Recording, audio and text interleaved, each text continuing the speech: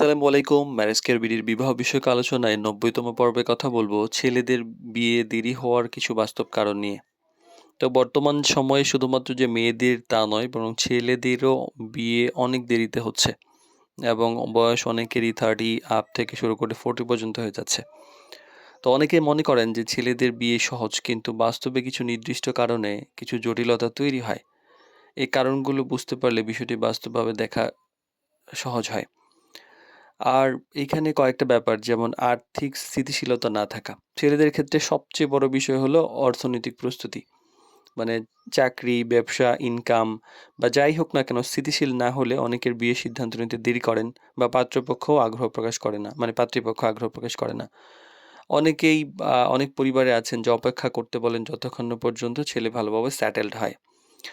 আর এই স্যাটেল বা কেরিয়ারকে অগ্রাধিকার দিতে গিয়ে অনেক ছেলে আগে ভালো করে কেরিয়ারটা করতে চান। পড়াশোনা শেষ করা, ভালো চাকরি, ব্যবসা দাঁড় করানো ইত্যাদি নিজের লক্ষ্য পূরণ করতে, করতে বিয়ে অনেক পিছিয়ে যায়।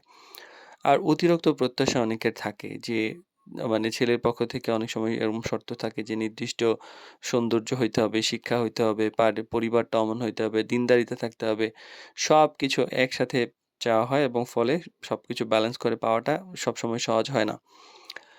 আর পরিবারগত সিদ্ধান্তে দেরি একটা ব্যাপার থাকে। অনেক ক্ষেত্রে দেখা যায় যে পরিবার সিদ্ধান্ত নিতে দেরি করে। কখনো পছন্দ হয় না, কখনো সময় নেয়, কখনো অপ্রয়োজনীয়, আবার কখনো বিভিন্ন কারণে ঝুলে থাকে। আবার দায়িত্ব বা এই যে দায়িত্বে নেয়ার যে ভয় বা মানসিক প্রস্তুতির একটা ব্যাপার থাকে। তো বিয়ে মানেই তো একটা ছেলেদের একটা বড় দায়িত্ব, মেয়েদের তো আছেই। তো এই বিষয়টা অনেকের একটা ভয় পাইয়ে দেয় যে মানসিকভাবে প্রস্তুতি না থাকার ফলে অনেকে সিদ্ধান্ত নিতে দেরি করেন।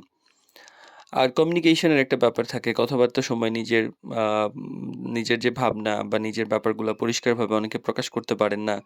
অনেকে খুব সংযত, আবার অনগ্রাহী মনে হয়। আবার এইসব কারণেও ভালো, ভালো প্রস্তাব পিছিয়ে যায়।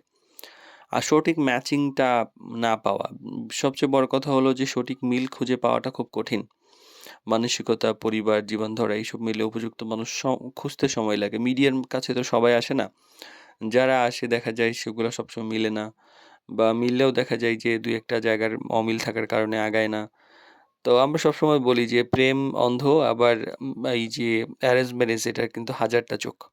মানে বাবা-মার চোখ, মানে ছেলে-মেয়ের চোখ, আত্মীয়স্বজনের চোখ, মানে অভাব নেই চোখের। তো ছেলেদের বিয়ে দেরি হওয়ার আসলে অনেক সময় বাস্তব কারণের যে ফলেই তো সাধারণত হয়ে থাকে। কারণটা অনেক ধরনের হয়। তো এই বিষয়টাতে আসলে অনেকে আছেন হতাশ হন, অনেকে আবার এটাতে গর্ববোধ করেন। তো আসলে এই ক্ষেত্রে হতাশ বা গর্ববোধ হওয়ার কিছু নাই।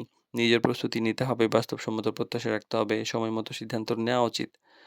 আর এই ৩ টি বিষয় ব্যালেন্স করতে হবে এবং সঠিক ধৈর্য এবং পরিকল্পনা নিয়ে সঠিক সময়ে বিয়ের উদ্দেশ্যে এগিয়ে যাওয়াই উচিত।